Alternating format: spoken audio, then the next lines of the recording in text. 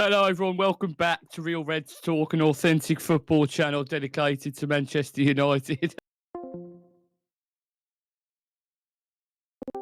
Cup.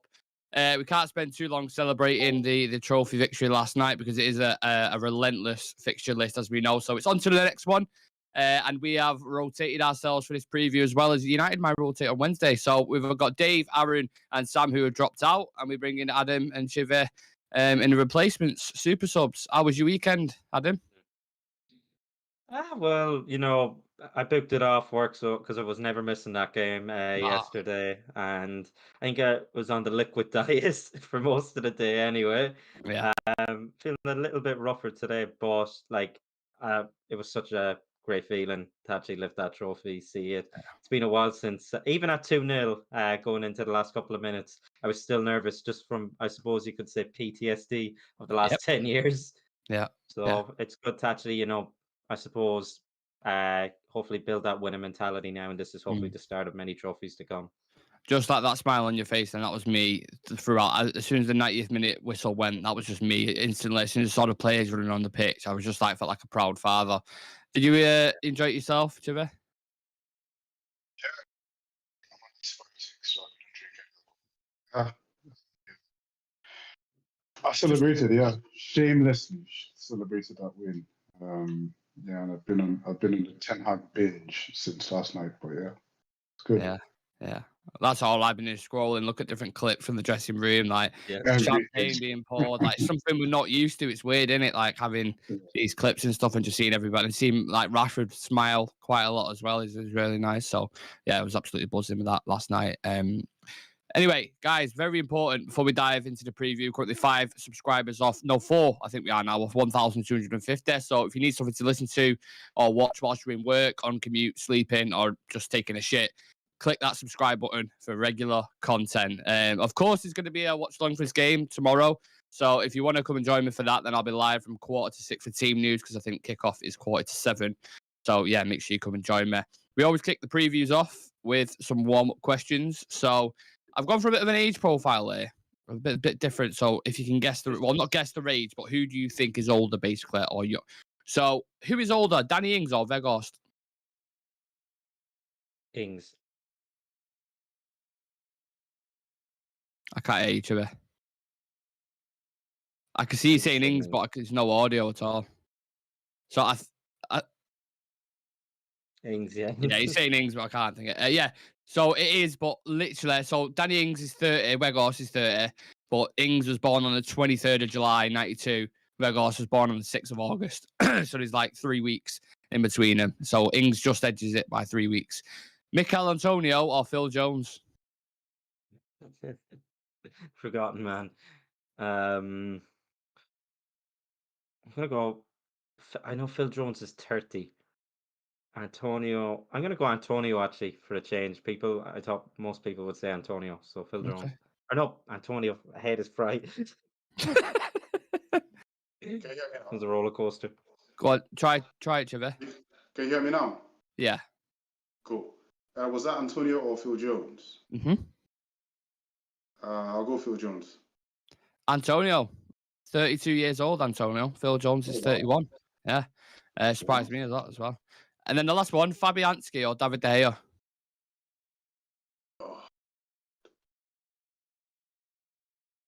Fabianski. Fabianski came for Arsenal, didn't he? I'll go De Gea. Adam? I think Fabianski, he was on the scene, I think, before De Gea with Arsenal. So I'll go with him. Fabianski's 37. David De Gea's 32. Oh. I know. I didn't think he was that old. I know, neither did I. So yeah, I didn't do too bad on that. Next up, if this is the answer, what is the question? 181.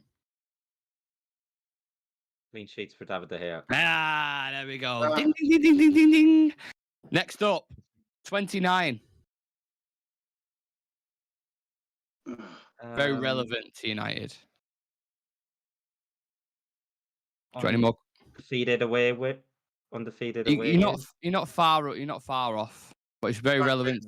West Ham. Nope. It's to do with the manager. 29. How many 2019. trophies he's going to win for us in the future?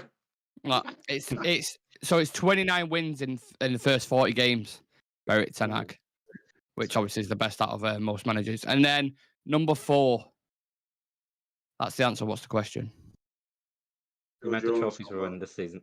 Yeah, you got that one as well. Yes, Adam. He is on it. Considering you're rough. He's killing it. He's killing it. I know. He's absolutely on it. Last one, and then we'll dive into it. When was the last time we lost to West Ham? Oh. See, I think back to that Louis van Gaal result. Country. Was that 2020 during COVID? Again, you're not far away. It was under Ole, if you remember. We've actually spoken about it on this channel. 2019? No, he heavily rotated. Do you remember? And we got knocked out of the cup. I can't remember. You don't remember that? He literally changed like the full 11 near the start of the season. Sam went to the game and we got beat 2-1. He had like Donny in there. He had like Tellez at left back. Like completely changed the whole squad. And we lost. And we got knocked out of the Carabao Cup, which is obviously what we've just those won. are the kind of memories I choose not to remember. So. Well, I think that's fair enough. That's more than fair enough. Now, our opponents, West Ham, usually a boring game, if we're being completely honest. And with it being a cup tie, I expect it to be the exact same. The form's really dipped since last season. They're only 2 points ahead of Everton, 16th in the league. But they have beaten Derby and Brentford in the cup competition, keeping clean sheets in both games. So they've had a relatively good run so far. In the last game, they put 4 past Nottingham Forest, Declan Rice, Jared Bowen and Danny Ings, looking like the players, the ones to watch at the minute. I imagine they're going to be desperate for a bit of a cup run due to the negativity that's going on in the league, but they're also fighting a relegation battle. So how important is this FA Cup to West Ham? I'm sure we'll find out to see how strong they go tomorrow. We know it's important to Ten Hag because he goes for every trophy. He's an absolute killer. He goes strong pretty much in every single game as well. And judging from what Luke Shaw said in his interview, he's not had much time to celebrate. It's back to the training pitch and it's all about momentum now. So we're already back on it, on the chase for another trophy. I wanted to discuss last night's game a little bit, Adam, because obviously you guys hadn't been on yet and spoken about it. So we are going to touch on West Ham, but just discuss last night for us and your thoughts and what it means for United and yourself as a fan. Yeah, throughout the week I wasn't really nervous in the build-up. I always felt confident going into it, but on the day of the actual game, I started feeling the nerves then because it's actually real. It's happening. First half kicked off, and in a final, you don't expect to play well. You just have to get the job done. That's what it is. It's a result business. For a final, can't think of many teams, even in Champions League finals, that can hold their hands up and say, "Oh, we've played the other team off the park. Tactics spot on." It doesn't happen that often. But first goal, obviously Casemiro, big game player, stood up. I know many people had a few bets on him as well to actually get the goal. And Rashford, then I think he's been credited the second, hasn't he been? I think so, yeah. He got it credited. Yeah. So is that 24, 26 for the season for him now? Big season. Second half kicks off, and I thought we kind of sat back. We got the job done in the first half. And if for a final, to actually get the job done in the first half, you're almost relaxed in the second. At no point did I feel like, oh, we're under the cosh here. We just felt like we were in cruise control for most of the game, and that was the most impressive part for me. They never really threatened, other than I think a St. Maximin strike, but it hit De Gea in the first half. That was really it. And I know one ball across the box.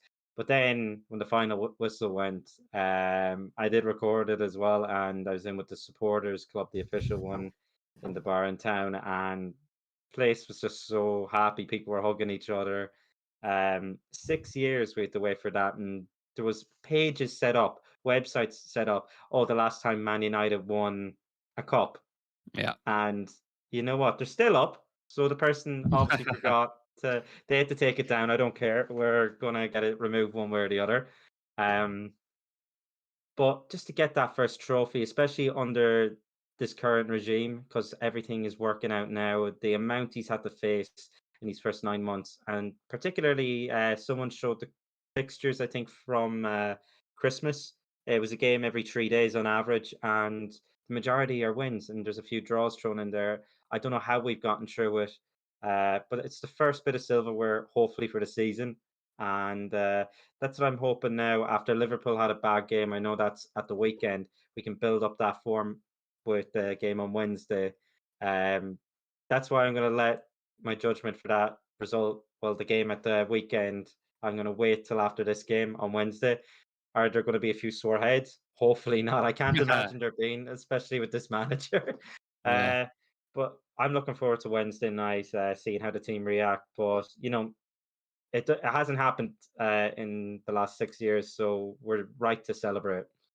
I think Ten Hag might have a sore head as well. He seemed to forget the actual trophy himself. Did you see when he walked into the press conference room and walked out? He's like, Ten Hag, mate, your trophy that you just won, you left it behind there, pal. And he was like, oh, yeah.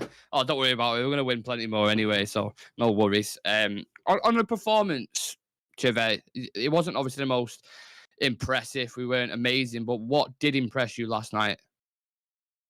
Yeah, in the final, like Adam said, it was always going to be cagey. You don't see like a flashy performance in most cases. But two things really impressed me yesterday. One was our ability to play out of the press, and two was our defense.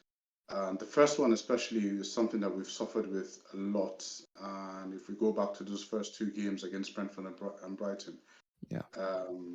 We really suffer from that. But then we know Newcastle is really good at pressing, really good at the high press. And I was worried going into this game playing Newcastle with a three-man midfield, an agile midfield with Joe Linton, Guimaraes, and Longstaff. And because at times when we played Man City with a three-man midfield against our two, they always looked outnumbered, and I was worried about that. But then the way our manager was able to get the players to play out of that press, play over the press, was impressive. And if you remember, like the first, Newcastle had control in like the first 10 to 15 minutes. But you could see that every time we had the ball, after a while, we started to like calm the game down and slow things down. Because when we tried to play with tempo, they would press and have the ball and pin us back. And you could just see the players just calming the game down. And that was really, really impressive. And then second of all, like I said, our defense was key. There's no way we would have won that game yesterday with Maguire and Lindelof at the Agreed. back like before. Impossible. Yeah. So the defense with Casemiro, Lisandro, and Varane was just important, not just physically, but mentally as well. You could see them egging themselves on. You could see them encouraging everyone else. I mean, those are the two main things that stood out for me, and I was really impressed because I was worried about that midfield facing ours because we'd just come up from playing Barcelona on Thursday. They had a whole week to rest, so they would have had bags of energy, would have come in, motivated, but physically, because we would have just had 1 day of recovery, 1 day on the pitch, and then it's Sunday. So I was really worried about that. I was really, really impressed. I mean, it's just a joy to watch the way Ten Hag functions. You could see how he's thinking. It's a chess match every single time. And he's just, his tactics are just amazing. And I was really, really impressed. After like half an hour, I was just like, especially when we scored the first goal, I just calmed down. I was like, yeah, we've got this. We've absolutely got this. Yeah. Well, you talk about chess matches, and I feel like he kind of moved his first pawn like in the interview when he was doing his press conference, and he was talking about like how the time wasting and the not. Yeah, he was planting a little seed there just to kind of say like they're gonna try to slow it down, they're gonna try to do this, and then they kind of when you call them annoying. Yeah. And you kind of Eddie Howe's reacted to that a little bit, and you saw him on the front foot straight from the start. He was like trying to get all over us press. And we was kind of calm, calculated, and then just took our opportunities when we got them. And obviously, it's a master plan from Ten Hag, as always. After this, we've had our celebrations and stuff. We've lifted the trophy at them. Is there amongst the players as well, but with yourself, is the real belief now you can go win another trophy this year, maybe an FA Cup or something like that? After the full time whistle went and the trophy was lifted, and a lot of the players came down doing interviews. And one thing that was highlighted even to the manager when he came down speaking to the media was that the players all have said, "Okay, but we want the next one," and that's the attitude that you need. especially at this club. I said before the Barcelona game, these next 4 games are going to be pretty much judge the season, how it's going to go. And we've won 2 out of the 4 so far. So we're almost there, but the players seem to be up for it. Going into this game, I think a few players do deserve a chance. Hopefully we'll see a bit of rotation, but it does kick you on for the next. And I'm sure they've had the cup final at Wembley feeling now, and I'm sure they want to go back and play another cup final at Wembley. And you have to remember the semi-finals are played there too. So, and they're a one-off game rather than 2. So the team are going to be up for it. What stage is the competition at again? I'm trying to remember. Fifth round, I think. Yeah. Mm-hmm. Yeah, and then it goes into a quarter, isn't it? Yeah. Correct. Yeah. So we're at the doorstep of Wembley already. Get through this, and then the next whatever the next match is then. But there's a few top dogs already knocked out of the competition. So we're going in there, especially after winning this cup, we could be going in as favourites. I think we're favourites for Europa League as well. So like everything right now is in our favour. It's looking absolutely fantastic, and you just want to build on the momentum. You want to keep it going, and maybe in a sense, it's a good thing that we've had a game every 3 days. So the squad are just focused on the next, and that's what Ten Hag has highlighted. Just the next game is the most important game, and that's what they're doing. They're keeping all their heads down. Attitude has improved on and off the pitch, and long may it continue. Yeah, 100%. You talk about attitude there. I thought the attitude from the subs that came on, Chive, some of the cameos were really, really bright. Who was you? Was you impressed with anyone in particular?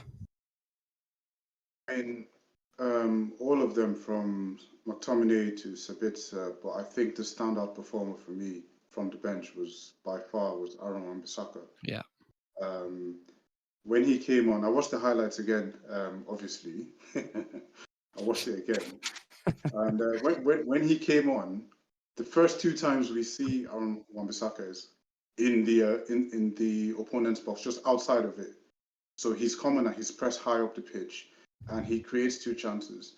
Then the next time we see him, he's pressing Saint-Maximin up the pitch, wins the ball. Do you remember that? He wins the ball, and then he's got like 4 United. The only problem is that he should have passed it to Bruno, but he passes it to Anthony, who was on his right. But still, like it was just amazing, and you could just see like Saint-Maximin was just frustrated the whole time until he came off, because he was just on him throughout the whole match, and it just made me appreciate the manager even more, because I know Wan-Bissaka has come through a lot of criticism, and it made me think that it wasn't about his ability to play. It was about the way he was being used by previous managers. We have a manager now that knows exactly how to deploy him. And shout out to Scott McTominay as well. He created another chance, winning the ball up high up the pitch towards the end of the game. Gives it to Bruno. Bruno could have actually passed it across to Sancho to score that, but he went for it himself. Sabitzer did the same thing as well. So he's brought on 2 physical midfielders in Sabitzer and McTominay, and he's taken off Rashford, and I don't remember who came up. Was it Weghorst who came up for one of them as well? So he's taken off 2 attacking strikers, basically, and he's put on 2 midfielders, and they're creating chances for us to score. Like, that was just, a masterstroke, and I was impressed with all of them. But like, to answer your question directly, I think Aaron Wan-Bissaka was for me the stand-up performer from the bench, and it was just amazing to see him come on, frustrate Saint-Maximin, who was really threatening, and it was brilliant. I feel like you could see that about him. Yeah, about Wan-Bissaka. And N'Golo Kante made the most tackles in a League Cup final in 120 minutes. It was 7.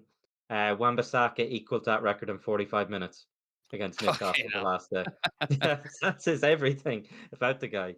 Yeah, he was. I thought he was insane yesterday when he came on. Like, it was, you could see the sub kind of coming because of the Dalot yellow card.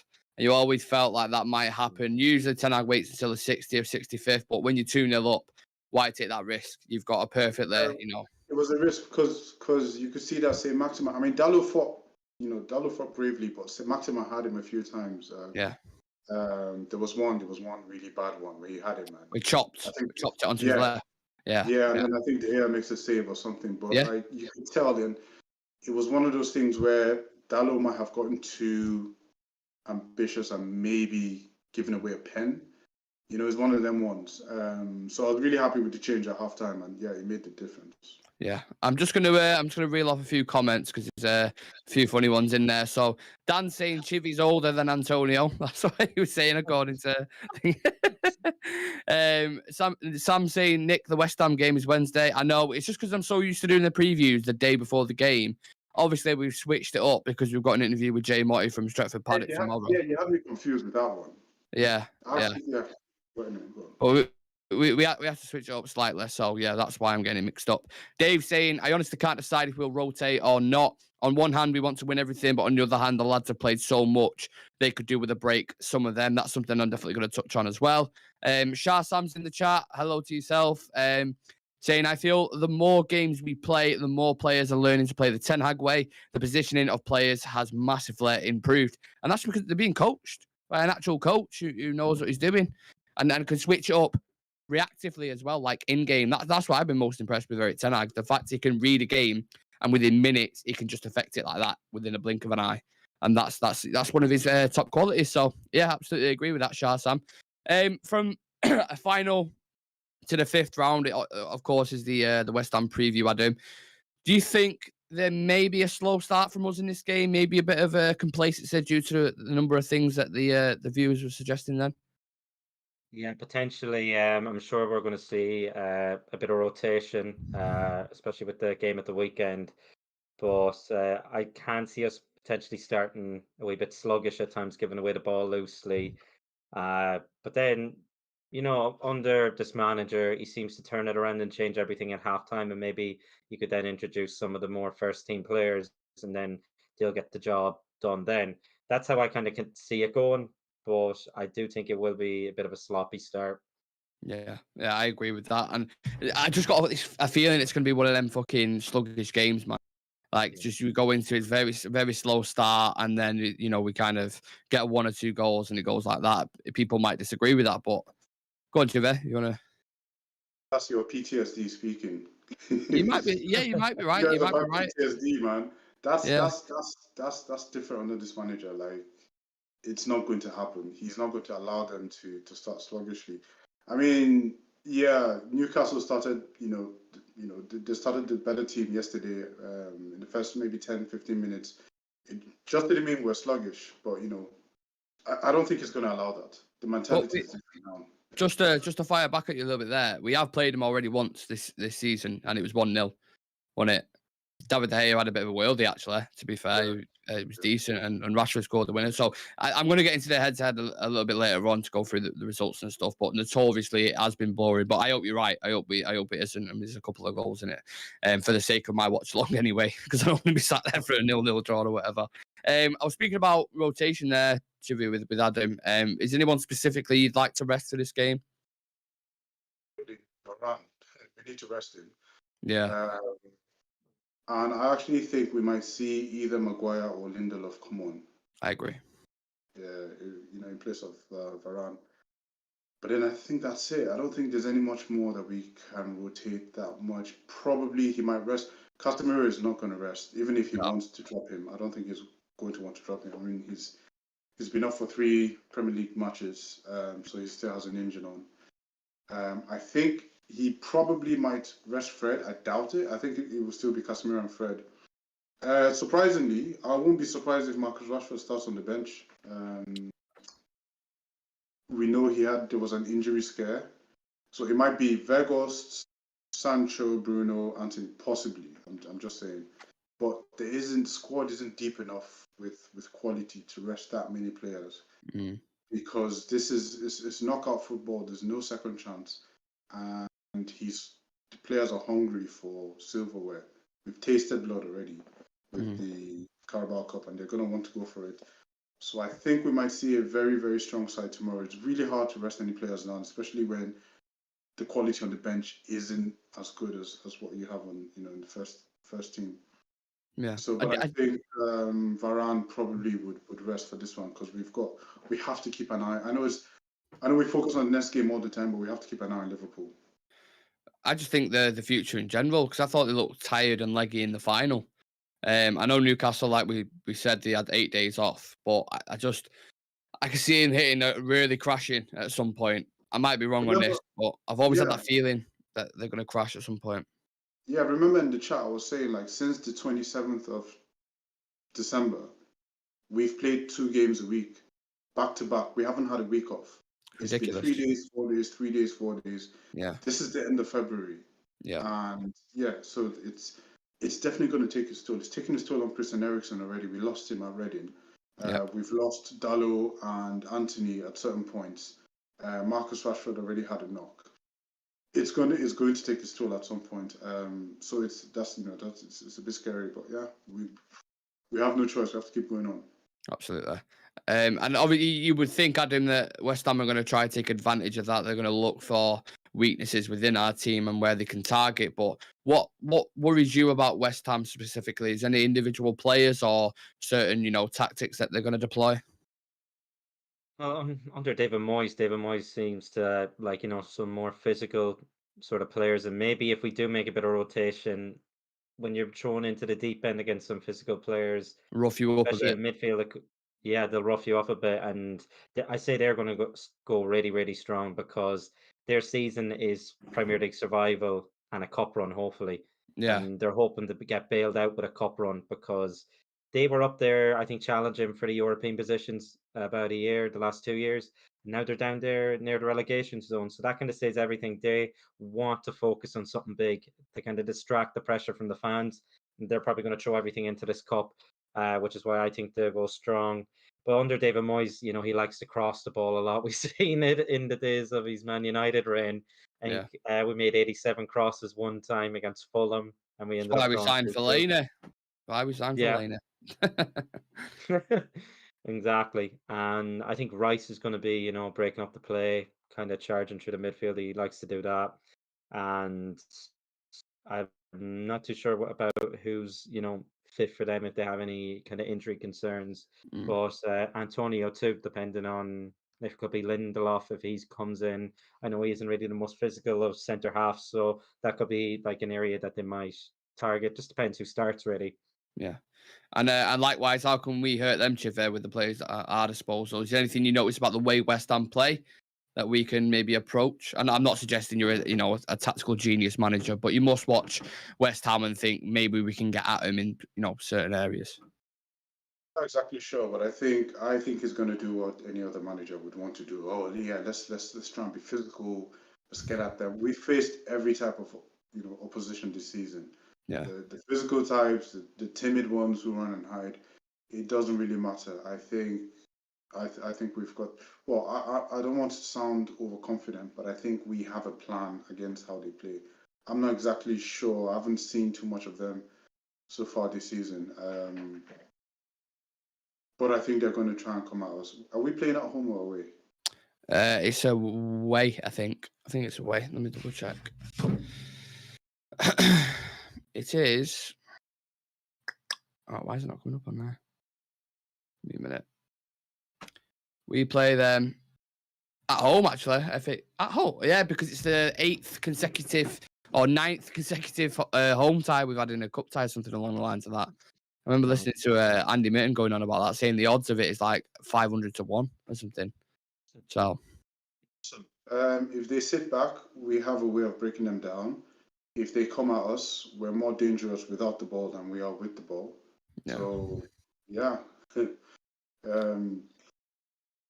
I think in typical Moyes fashion, he's just going to keep it tight in here and then look for certain opportunities from a set piece, from a free kick. Yeah, I think that's probably what I'll be worried about, but not too much. Yeah.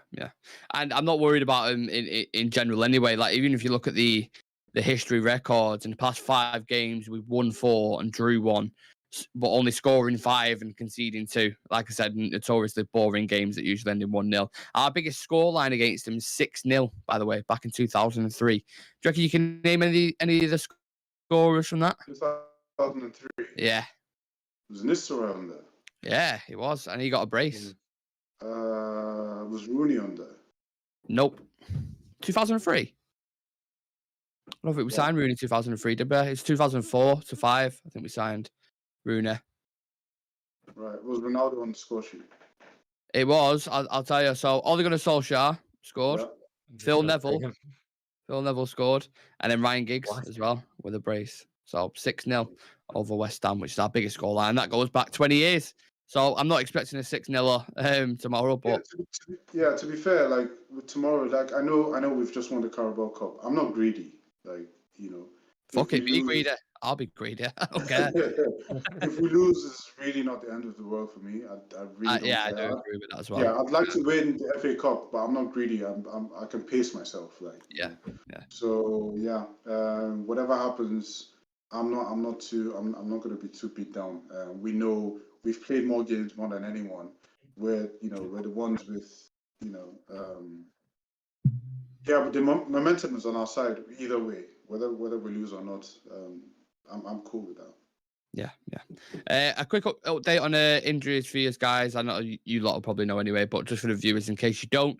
Be nice to hear an update on Martial. I'm not sure. I think Tanag might mention something about that tomorrow. Don't know if any of you guys have heard anything about that, but be nice to see if we can maybe get him back onto the bench, give him a little cameo, 10, 20 minutes. That'd be nice to see. And then obviously Donny and Christian Eriksen are still out. Eriksen's out till April. Donny's out until the end of the season. But apart from that, I think we've pretty much got a full squad to choose from, which is nice. It's nice. And one player who could be chosen is Sabitzer. Had a great cameo last night. Do we feel like we should give him 90 minutes? Or like you said, are you too maybe a little bit fragile to take Casemiro out and trust a Sabitzer and Fred together?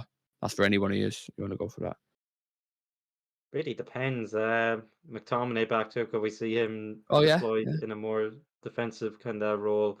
Just depends whether he does the heavy rotation. I'd like to see Sabitzer involved in this game because we tend to like to control the play, and it isn't a final. And I know Fred has started a lot of big games recently. He's probably more suited for the bigger games rather than the kind of lesser teams in a sense. And I know they're quite a physical side. And if you were to put the physicality of both up, I'd probably say Sabitzer's a bit more physical than Fred, but just Fred likes to do a lot of the running. That's the only thing. Uh, so I do think we might see him, and I think it might be McTominay in the more defensive role. I think he might give Casemiro a break for the big game on Sunday. Yeah, Liverpool at Anfield on Sunday. Can't wait for that as well. Another exciting game. Hopefully we'll go there and plaster them as well, like Real Madrid did. I would actually say a similar question, Shivi, but you mentioned Sabitzer before on the Casemiro situation, so I'll move on to the next one. I really wanted to discuss the right-back situation. I know we've touched on Aaron Wan-Bissaka and Diego Dalot, but I don't think since Dalot's come back from his injury, I know Ten Hag really rates him, but I think since he's come back, I haven't been overly impressed with him. I think he's done all right. He's been okay. But I think Wan-Bissaka's looked better when he's played. Can we see potentially a switch in the first choice, do you think? Or do you think Ten Hag will just consistently pick Diego Dalot, Chive? No, I think he'll pick his best right back and the most performing right back. Remember when Malacia came, Luke Shaw was on the bench and he had to fight his way back on it. Yeah.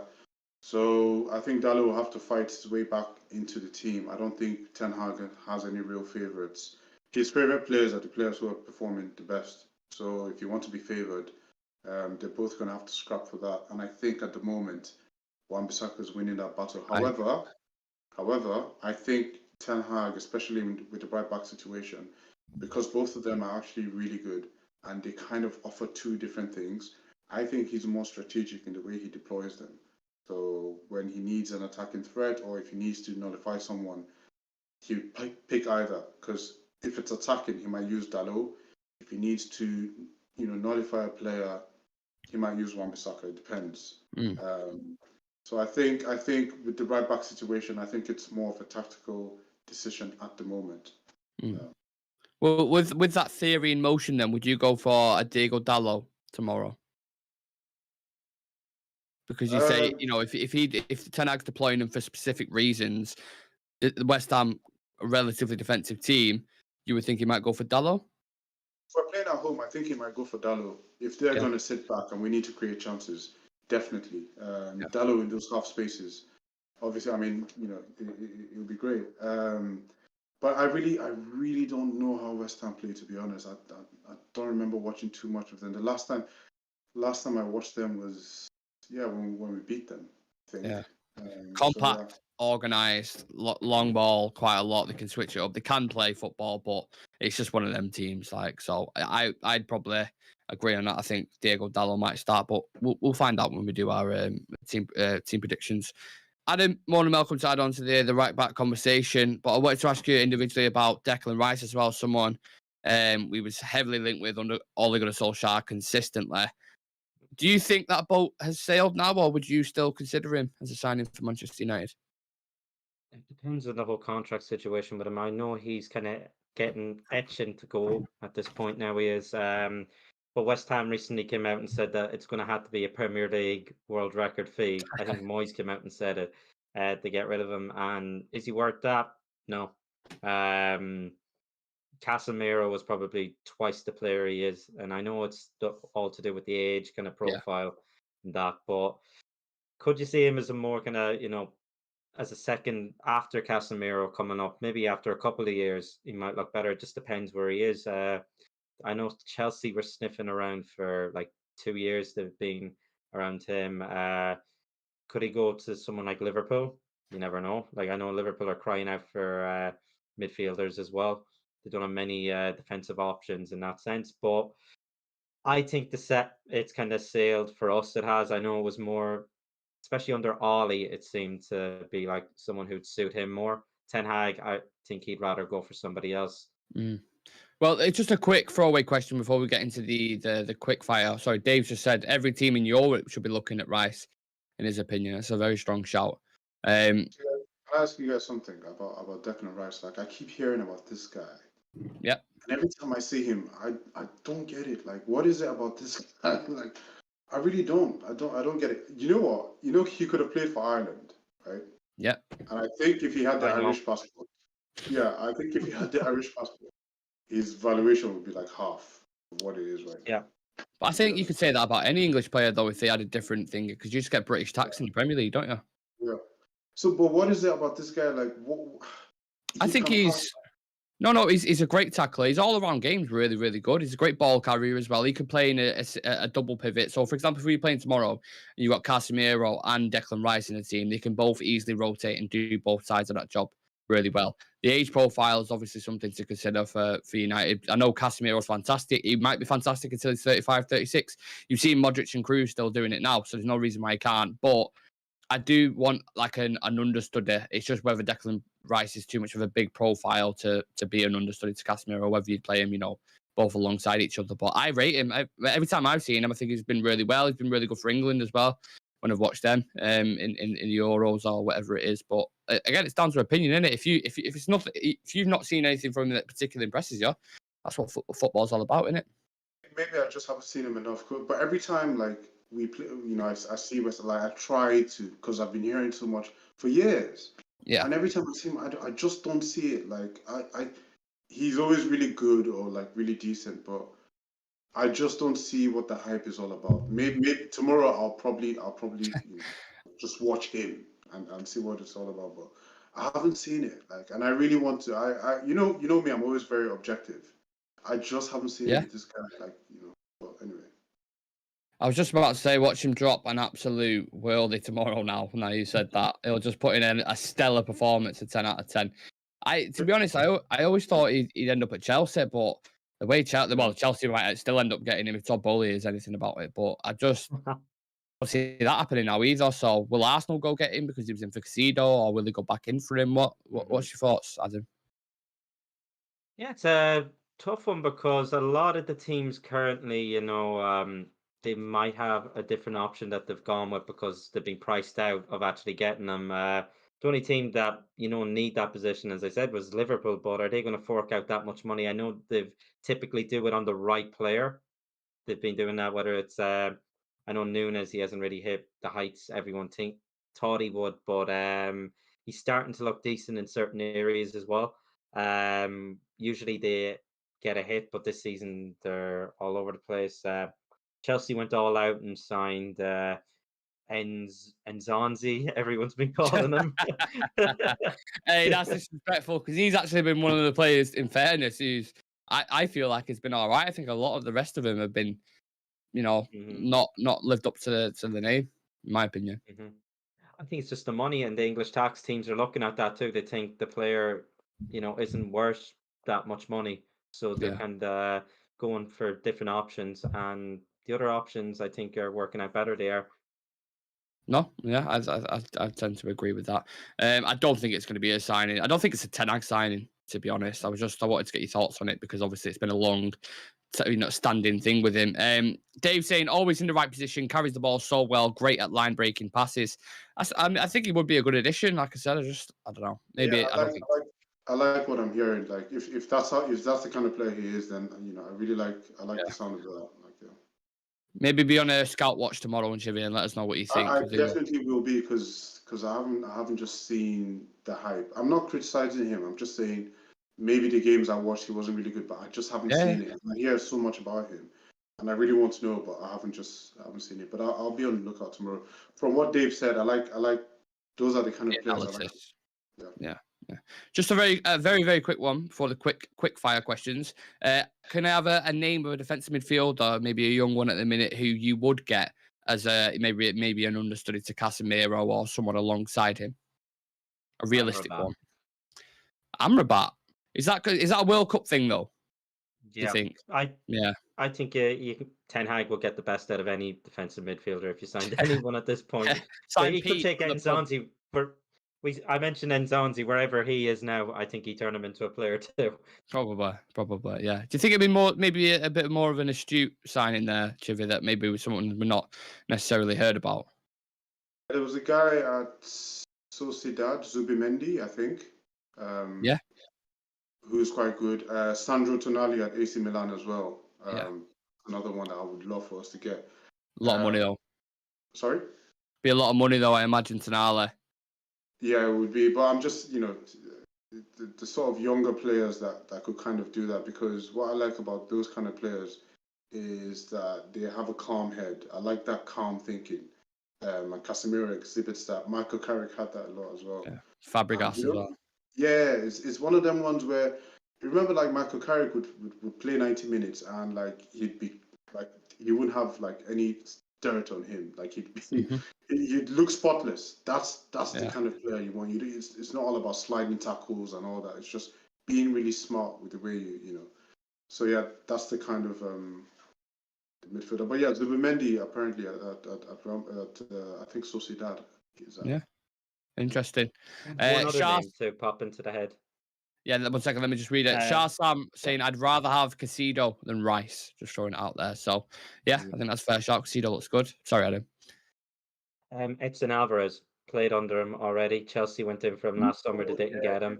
And I think shout. obviously he has a year less on his contract as well, so he'd be cheaper. I think Chelsea were bidding around 50 million at the time, and for whatever reason it fell through. I think they agreed terms and everything. So I reckon you could get him for less than 50 million, and depends who our owners are at the end of the day. Do you want to add squad depth? Another player who's quite versatile. I think he can play centre back too if needed as well.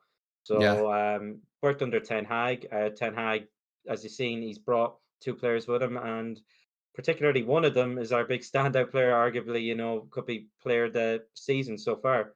Up there with Rashford as well, Casemiro. I think his signings have been really good, and if he trusts him and if he goes for him, go out all out for him. Why not? Yeah. Absolutely. Good shot there. Good shot. Yeah. One player, this it's not realistic at all, but one player I'm obsessed with in midfield is Valverde for Real Madrid. I think he's unbelievable. Like what a player he would be in a Ten Hag system. But yeah, we don't live on fairyland, everywhere. so yeah, he's everywhere. unbelievable. Versatile, strong, quick, quality on the ball. Like just have every kind of asset you want in a midfielder. Great player. But yeah, we won't be signing. There's so many names. Locatelli's a good player as well. Yeah. It's going to be interesting this summer, but let's not dive into that too much because Yeah, there's no point talking about midfielder when we're getting the young. Yeah. Well, yeah. Exactly. Why even have this conversation? To be honest, I don't know. He was, you know what? He was really good at Old Trafford on Thursday night. He was. Young, yeah. He was. It might be not as positive as joining after that blow to the ribs he received from Bruno Fernandes. So let's see what happens. Right, let's do some quick fire questions. Will we score more than one? Yes. Yes. Will Rashford start? No. No. Will Martial be back in the squad? No. I'm going to go yes on the bench. Nice. One player on West Ham's team who worries you? You can say none if you want. Ben Rama.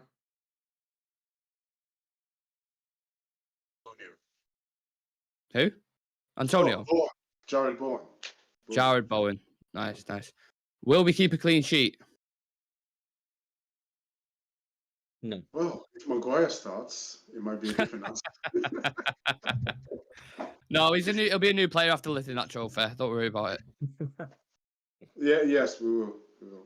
Nice. Okay, Adam, do you want to give us your predicted 11, please? I think David De Gea starts again. He seems reluctant to actually, play the Butland at this Where's rate. Butland? Yeah. I forgot God that only guy knows. played Heaton for was United. And then I saw him put out a tweet saying, congratulate. I was like, what? He plays? Yeah.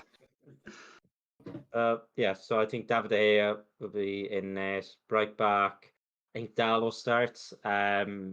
Pulled off at halftime, and Wan-Bissaka played really well. I think he might start Wan-Bissaka against Liverpool. So Dallo. Then I'm going to go with Maguire and Lissandro, centre halves. Malacia at left back. And in midfield, I think Casemiro gets a rest. So I'm going to go with McTominay, Sabitzer, Bruno. And then up front, I'm going to go Garnacho, Weghorst, and Anthony. Nice. Chive? Same as Adams, but I'll have Casemiro in there over McTominay. Nice. I've gone De Gea, Dallo, Maguire, Licho, Malacia, Sabitzer, Casemiro, Bruno, Anthony, Weghorst, and Sancho. That's the way I've gone. I think he will. But yeah, I think there won't be. He's not going to change too much, is it? It's Ten Hag. He's going to drop a couple of players out methodically, or maybe even bring them off at half time or the 60th minute and do it like that, like we know he does. So, score predictions, please, fellas. Adam, again. 2-1. Who scores? I think Rashford comes off the bench, gets the winner, and why not? Weghorst. I keep saying it. It'll eventually happen. Everyone's rooting for him, aren't they? Score predictions from yourself, Chive, and goals from Pred. And I'll go Bruno Fernandes to get one. No idea who gets the other one. Can't guess. Okay, so 2-0 Bruno and then someone else. I put Bruno as well, but I've gone 1-0. 1-0 Bruno Fernandes, probably a penalty or something like that, I'm guessing. So I'm not expecting, an absolute glorious game tomorrow for the watch along, but I'll try and make it as fun as possible because, yeah, like I said, usually the West Ham games aren't fun, but we get the win. That's all that matters. I don't care. It goes off the back of someone's arse and we go through to the next round, ultimately. My second goal. Scott McTominay. Yeah. Okay. Mystic Chivy has made his prediction. Let's see what happens. That concludes the preview. Thank you for tuning in, guys. Please click that subscribe button, smash a like on the video. Make sure you follow us on all socials. We've got a TikTok back now, not the one that we had, but we've made a new one. So if you want to follow us over there, Real Reds Talk. I would say the link's in the bio, but it's a new account. But if you go over to our Instagram, it's on there anyway. So follow us on all socials. Make sure you come and join me for the watch along tomorrow from 6:45, 6:45 for team news. And yeah, we've got Jay Motti from Stretford Paddock on the show tomorrow. So if there's any questions you want us to ask him, get in the comment section. And when we go live tomorrow for that, come and join us and get your questions in. And yeah, Adam, cheers for coming on, mate. Enjoyed getting back into it now. Major honor under our arms at this point now. So allow me to continue on to the next. Absolutely. And likewise to yourself, Chivy. Thank you for coming on, mate. I think the watch along is on Wednesday. That's how many times have I done that now? That must have said everyone's just like, no, we play. Yeah, it's because we're doing the day before and we switched it up. Yeah, it's my fault. Wednesday. J Motti tomorrow. But you can still tune in at 6:45 tomorrow because we'll be going live at 7. Good save from myself. Right, guys, we'll see you in the next one. Take care of yourselves. Subscribe to the channel. Peace.